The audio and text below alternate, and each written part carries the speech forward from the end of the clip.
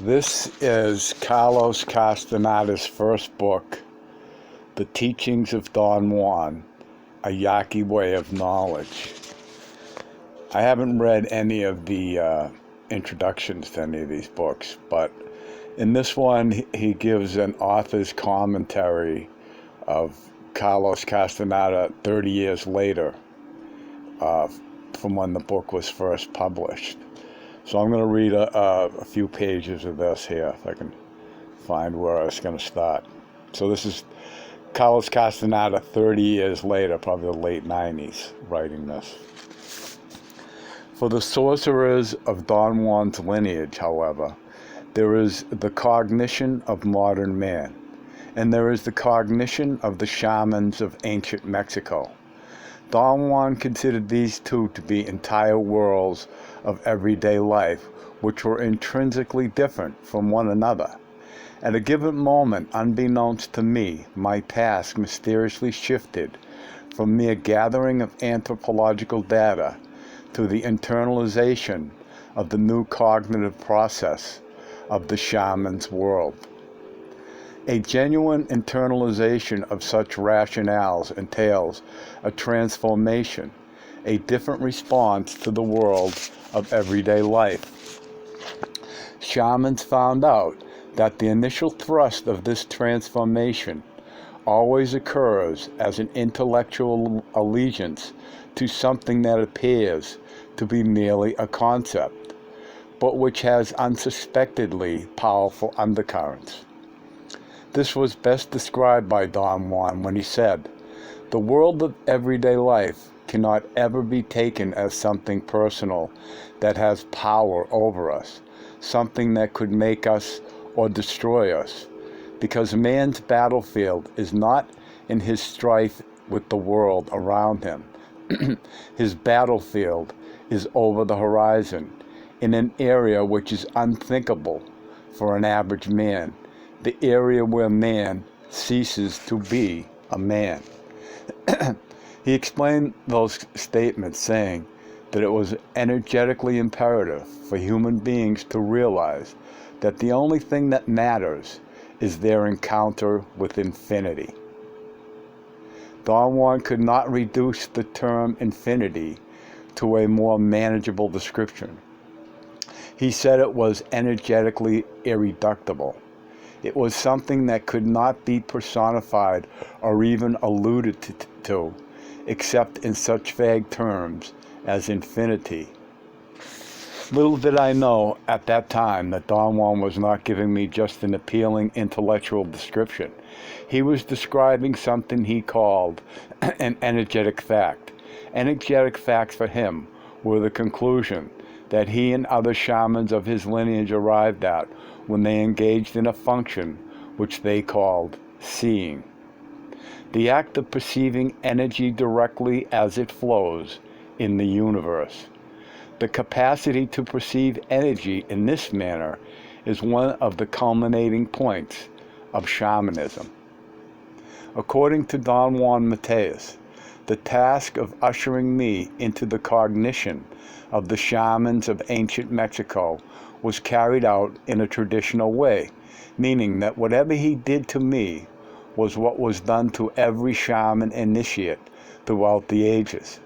The internalization of the process of a different cognitive system always began by drawing the shaman's initiates' total attention to the realization that we are beings on our way to dying.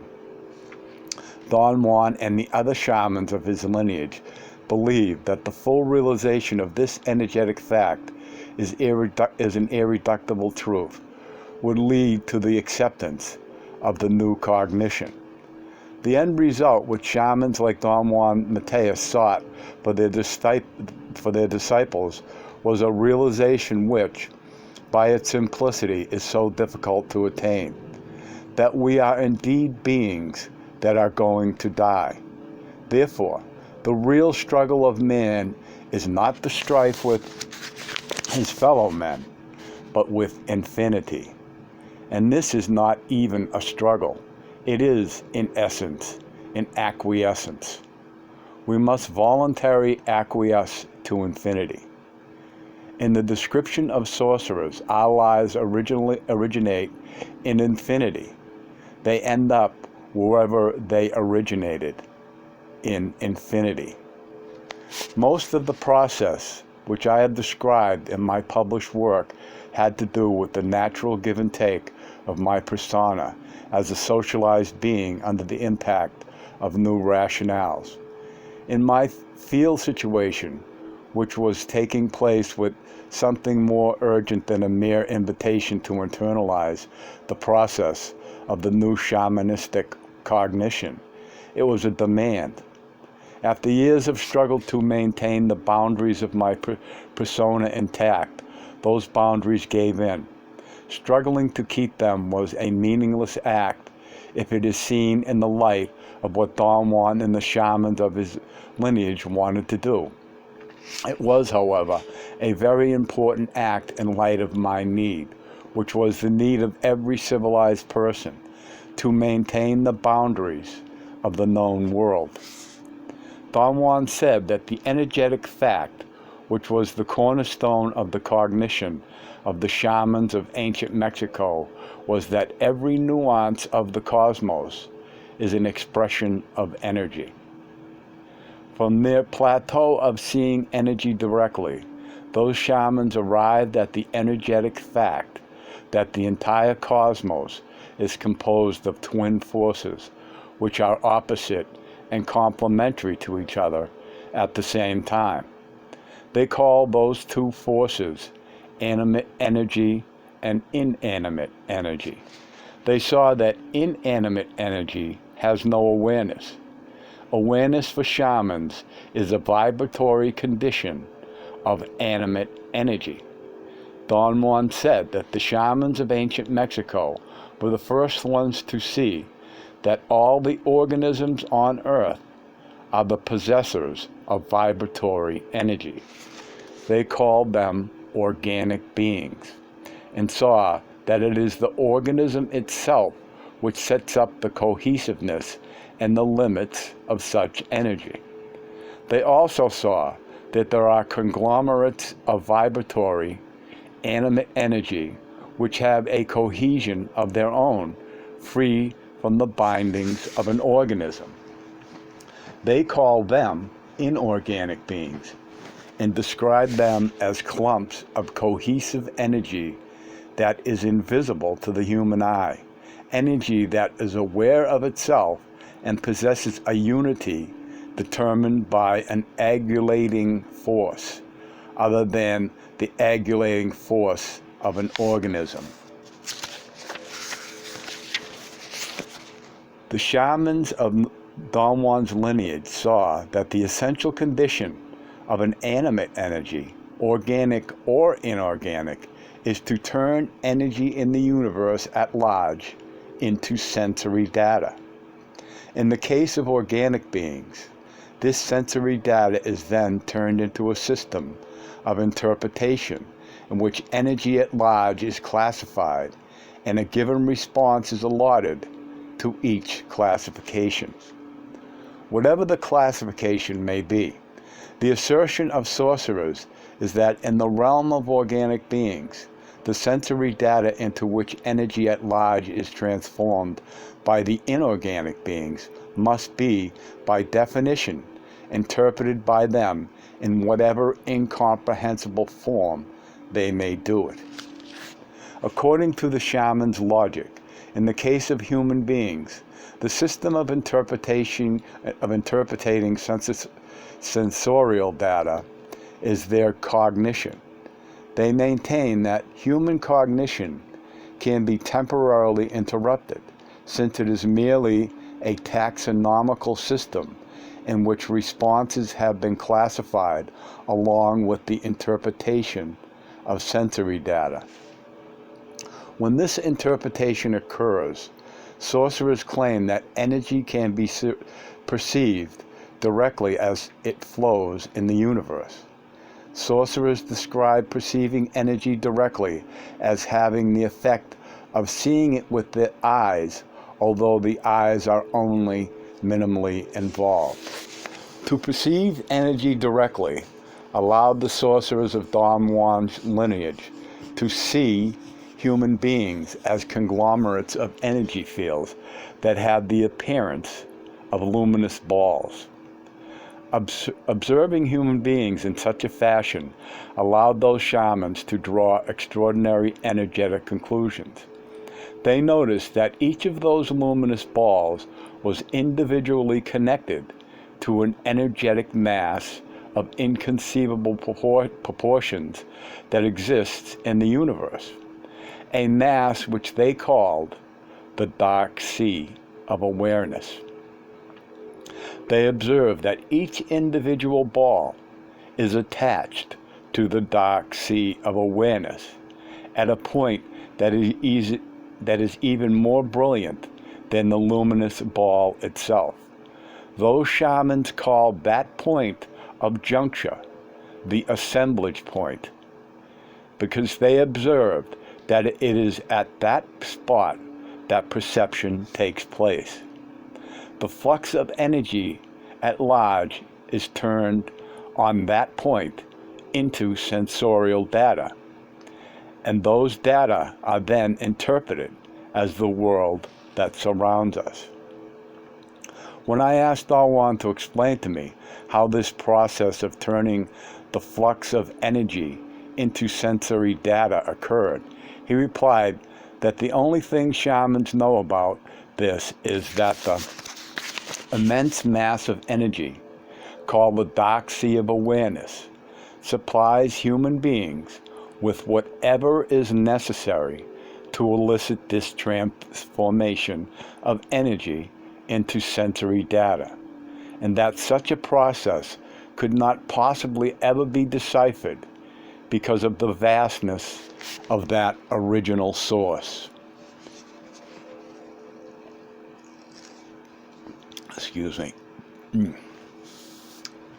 What the shamans of ancient Mexico found out when they focused their seeing on the dark sea of awareness was the revelation that the entire cosmos is made of luminous filaments that extend themselves infinitely, I guess.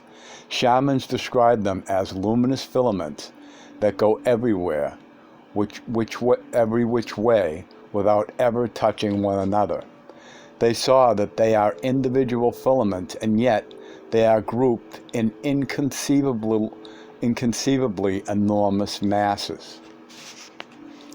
Another of such masses of filaments, besides the dark sea of awareness, which shamans observed and liked because of its vibration, was something they called intent, and the act of individual shamans focusing their attention on such a mass they called intending. They saw that the entire universe was a universe of intent, and intent for them was the equivalent of intelligence. The universe, therefore, was for them a universe of supreme intelligence.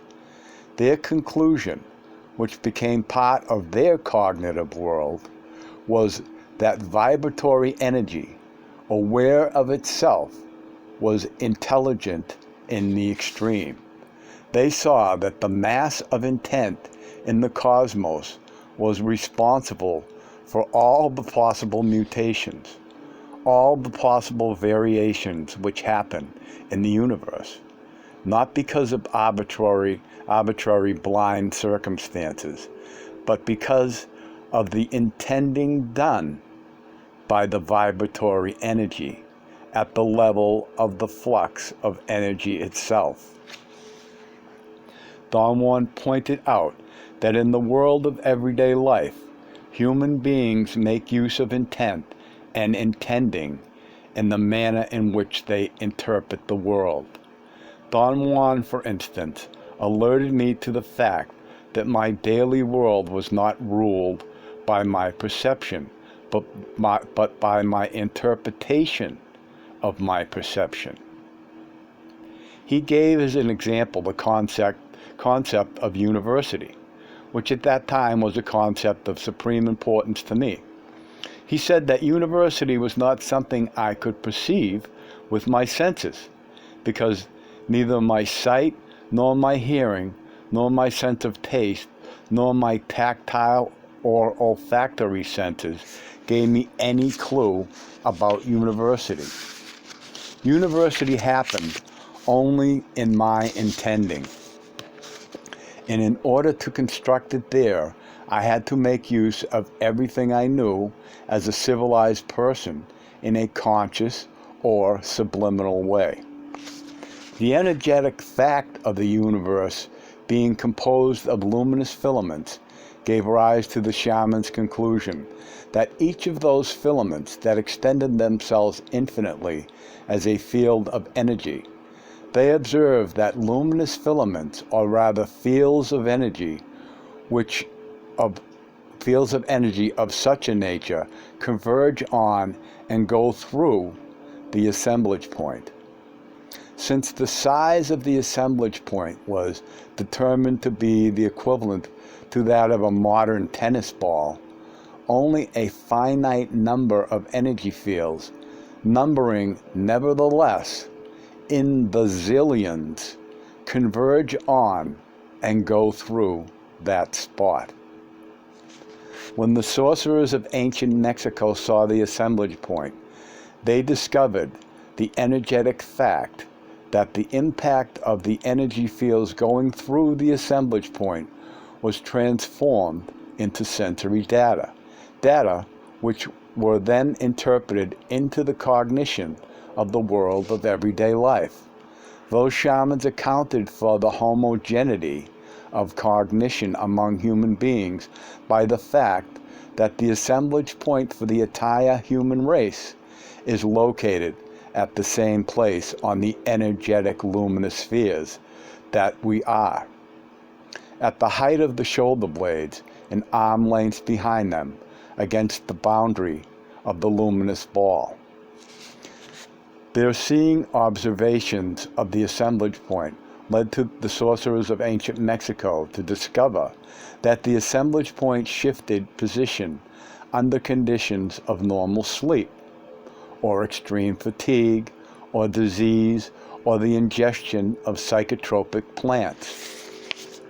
Those sorcerers saw that when the assemblage point was at a new position, a different bundle of energy fields went through it, forcing the assemblage point to turn those energy fields into sensory data and interpret them, giving as a result a veritable new world to perceive. Those shamans maintain that each new world that comes about in such a fashion is an all-inclusive world, different from the world of every day, but utterly similar to it in the fact that one could live and die in it. For the shamans like Don Juan Mateus, the most important exercise of intending entails the volitional movement of the assemblage point to reach predetermined spots in the total conglomerate of fields of energy that make up a human being, meaning that through thousands of years of probing, the sorcerers of Don Juan's lineage found out that there are key positions within the luminous ball that a human being is, where the assemblage point can be located, and where the resulting bombardment of energy fields on it can produce a totally veritable new world. Don Juan assured me that it is an energetic fact that the possibility of journeying into any of those worlds, or to all of them, is the heritage of every human being. He said that those worlds were there for the asking, as questions are sometimes begging to be asked, and that all that a sorcerer or a human being needed to reach them was to intend the movement of their assemblage point.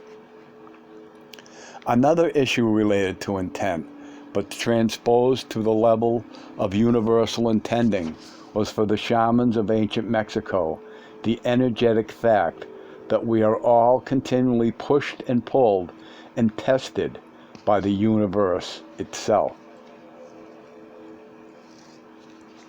It was for them an energetic fact that the universe in general is predatorial to the maximum, but not predatorial in the sense in which we understand the term.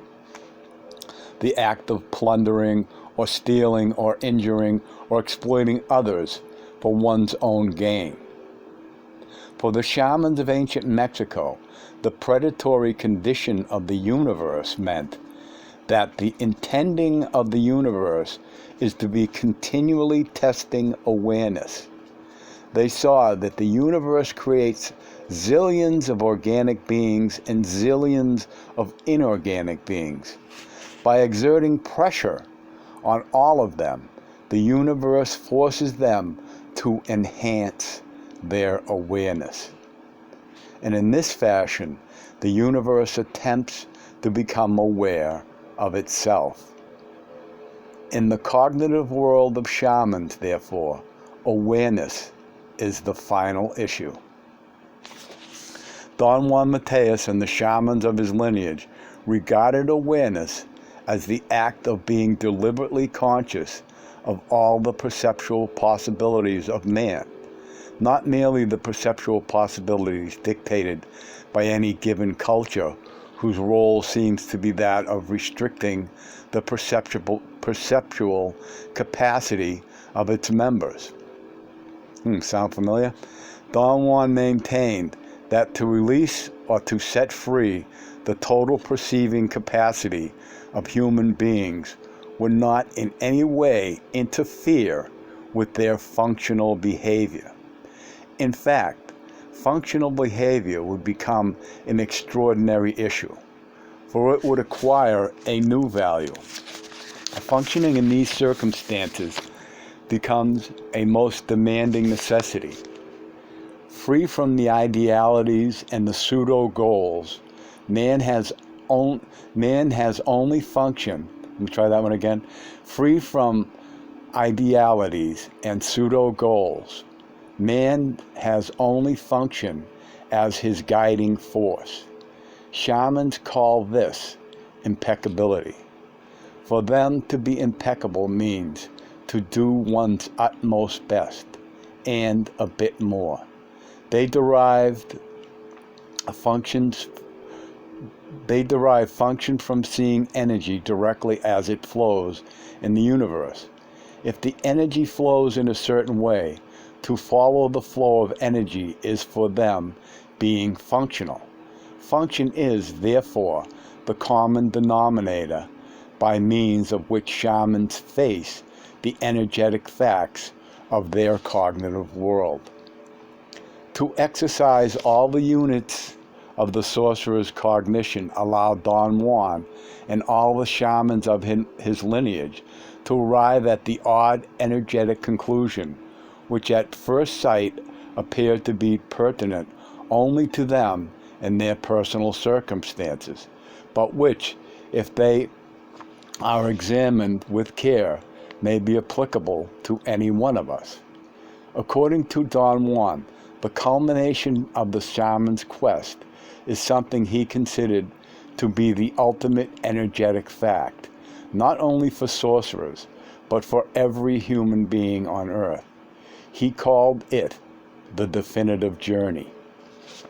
The definitive journey is the possibility that individual awareness, enhanced to the limit by the individual's adherence to the shaman's cognition, could be maintained beyond the point at which the organism is capable of functioning as a cohesive unit. That is to say, beyond death. The transcendental awareness was understood by the shamans of ancient Mexico as the possibility for the awareness of human beings to go beyond everything that is known and arrive in this manner at the level of energy that flows in the universe. Shamans like Don Juan Mateus define their quest as the quest of becoming, in the end, an inorganic being, meaning energy aware of itself, acting as a cohesive unit, but without an organism. They call this aspect of their cognition total freedom, a state in which awareness exists, free from the impositions of socialization and syntax. These are the general conclusions that have been drawn from my immersion in the cognition of the shamans of ancient Mexico. Years after the publication of the teachings of Don Juan, a Yaqui way of knowledge, I realized that what Don Juan Mateus had offered me was a total cognitive revolution. I have tried in my subsequent works to give an idea of the procedures to effectuate this cognitive revolution. In view of the fact that Don Juan was acquainting me with a live world, the process of change in which such a live world never cease. Conclusions, therefore, are only mnemonic devices or operational structures which serve the function of springboards into a new horizon of cognition. In other words, it just goes on. End of, well, it's not a chapter, but end of author's commentary.